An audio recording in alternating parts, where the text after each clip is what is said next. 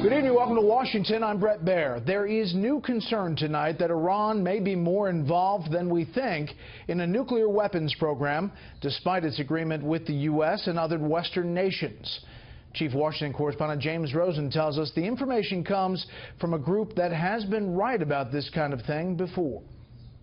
We're revealing this for the first time today. Members of an Iranian dissident group use satellite imagery and intelligence purportedly derived from informants inside the Iranian military to support the startling claim that far from complying with the terms of the nuclear deal, as Secretary of State Rex Tillerson certified to Congress earlier this week, Iran is grossly violating the Joint Comprehensive Plan of Action, or JCPOA. We're talking about an extensive covert operation by the Iranian regime. Our information shows that their activities have been continuing in full gear despite the JCPOA. The group said Iran is covertly pursuing what nuclear experts call weaponization, experimenting with things like triggering devices and high explosives at this newly constructed site on the sprawling military base at Parchin. UN inspectors have received only the most limited and tightly controlled access to Parchin. The newly disclosed site carries the ominous name Plan 6. They are not living up to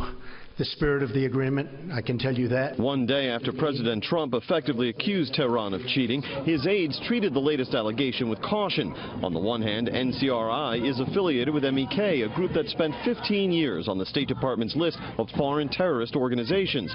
Yet NCRI also boasts an undeniable track record of exposing secret Iranian nuclear sites. Representatives from the National Council of Resistance of Iran said in Washington today that Iran is secretly developing two nuclear facilities. To assess the NCRI imagery, Fox News consulted renowned physicist and former UN weapons inspector David Albright, who agreed Plan 6 has the hallmarks of a site where high explosives are made, though he detected no outward signs of testing. I take their work seriously enough that I think the international inspectors, the International Atomic Energy Agency, should go to the site and see what's going on. Fox News also asked Oli Heinonen, the former #2 official at the IAEA, what he sees in the imagery of Plan 6. We see that the buildings are surrounded by berms.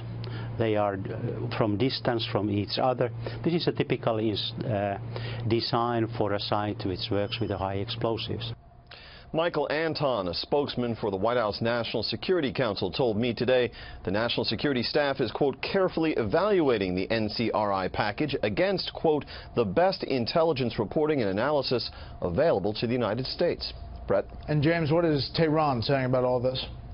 Well, nothing in direct response to this news conference. We reached out to the Iranian mission to the UN but did not hear back. Earlier, however, President Trump's comment about Tehran not living up to the spirit of the deal drew a sharp tweet of rebuke from Iran's foreign minister. We'll see if U.S. prepared to live up to letter of JCPOA, let alone spirit.